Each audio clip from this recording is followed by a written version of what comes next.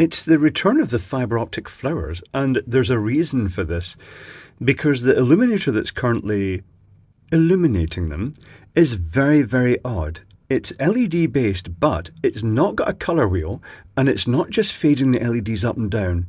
It's actually using slip rings and rotating a disc of LEDs underneath the fibres, and you can see the green traverses around in a pattern as it rotates round on that disc.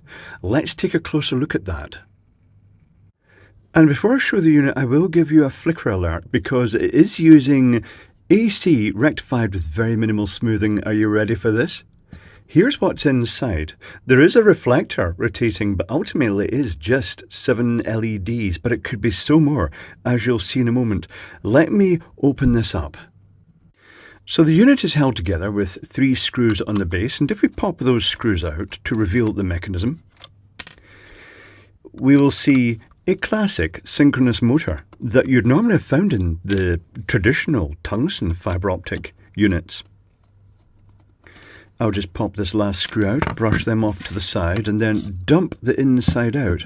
What do we have? We have a resistor that I have clearly added at some point because the motor would otherwise get quite hot. Maybe the resistor value could have been a bit lower though. We've got a set of real carbon brushes here with the slip rings, which aren't brass or copper. That would have been nice, they'd been brass copper.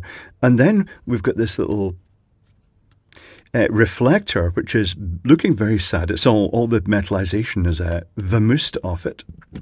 And it is pressed in, latched in, quite tightly, I have to say. Is it going to come out? Is it going to come out? Am I going to break it? Let me try sitting that down level and getting that out. It is just press clipped in. It's just refusing to come out. That's odd. Why is it refusing to come out? Anyway, yeah, that's not helpful. Let me poke it with a pointy thing. I don't think there's anything really holding this in. Not sure why it's not wanting to come out.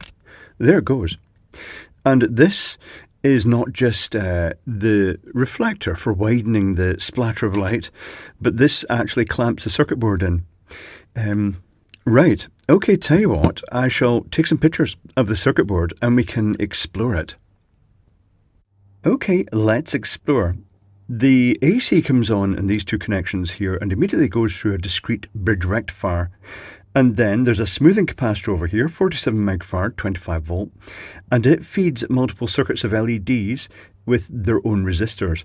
And it's notable that this is designed to take a lot more LEDs, but they've been bridging sections of the LEDs out, LED positions out, to allow current to flow through the rest of the circuit.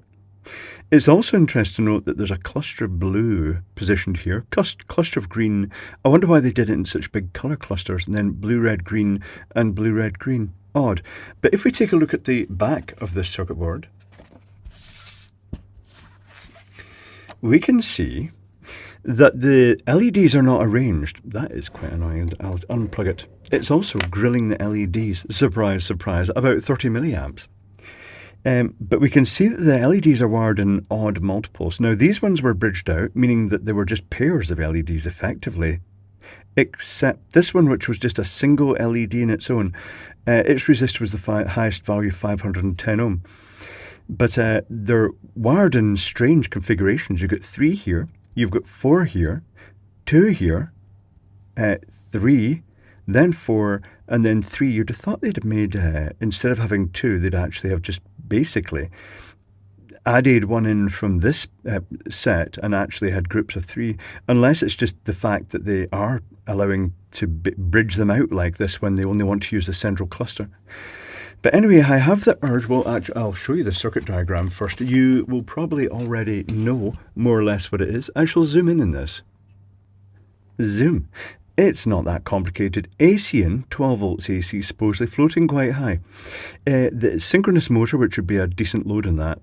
Then the slip rings. Didn't really know. I've never done slip rings on an electronic circuit diagram before. I just put contacts rubbing onto blocks. I'll have to check that up. A bridge rectifier, the smoothing capacitor, that produces a 14.8 volt, 85 volt rail. And then we've got the unusual configurations of 3, 4, 2, 3, 4, and then it swaps the resistor position to the positive rail, and then we get this one down here. Very strange, this group of LEDs. Right, tell you what, I have an urge then to remove these LEDs and see what colours are actually marked underneath. So if I zoom down a bit, and I shall also focus up a bit, like that. Now, I should wet. I'll take these leads off first. And technically speaking, I think this is young enough to be in the lead-free era. So tell you what, I will flow a little bit of fresh solder onto these pads here, just to make them moist. At this point, maybe the LED would drop out itself, but it rarely does. So what I'm going to do, I'm going to get this, I can already smell classic synthetic resin bonded paper circuit board material. I'm going to push a bit of silicone sleeving, hose from aquarium use, over that, and then hold it with the fingers like this, pulling down gently, and then heat those pads, and out pops the LED. It's the easiest way to remove it. I'm going to do that to all of them. I'll be back in one moment. The LEDs have now been removed, and it reveals that the full spectrum of colour that they originally designed it to take is quite distinct clusters of green and blue and green, with just a smattering of red and then two whites. Notably, in the case of the two whites, it's the two LEDs that were on their own. That's unusual. But I have more colours of LEDs, not a huge number, because most of my LEDs appear to be diffused.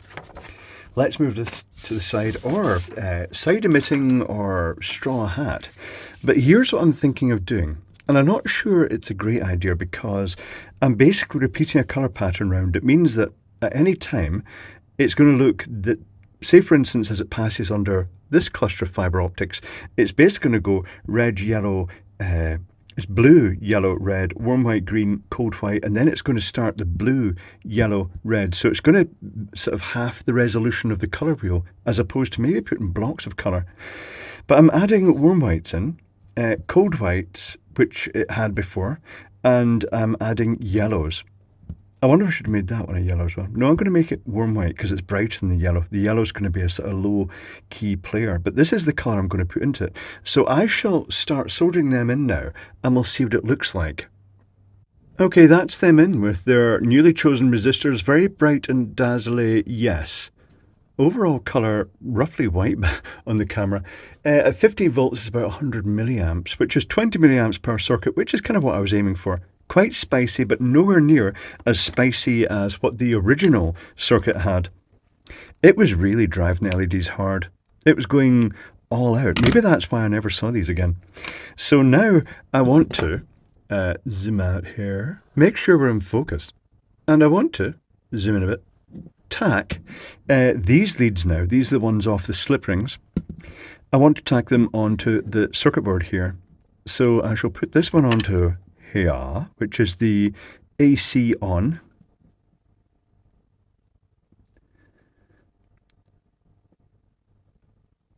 And this one onto there, which is the other AC on. I shall put it on sideways just to save a bit of space here.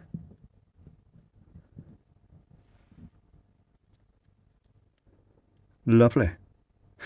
Okay, so when I put this back down, I should be able to sandwich this with the, is there a indenting system? There's not really. I think it really is just wherever it lands, really.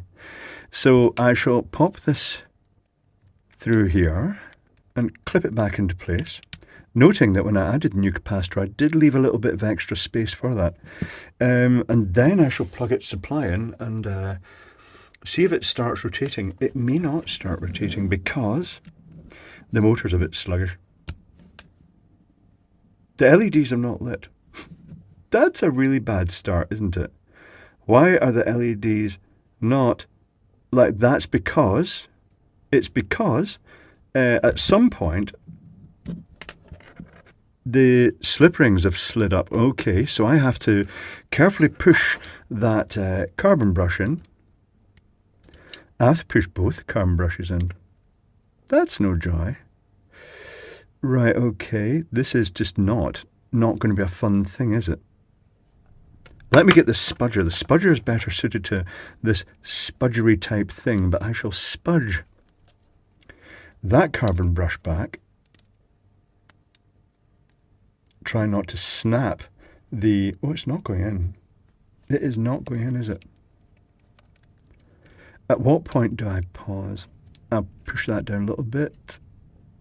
That's the first carbon brush into position. Second carbon brush, I should be able to push from about here. There we go. That should work a lot better now I've done that.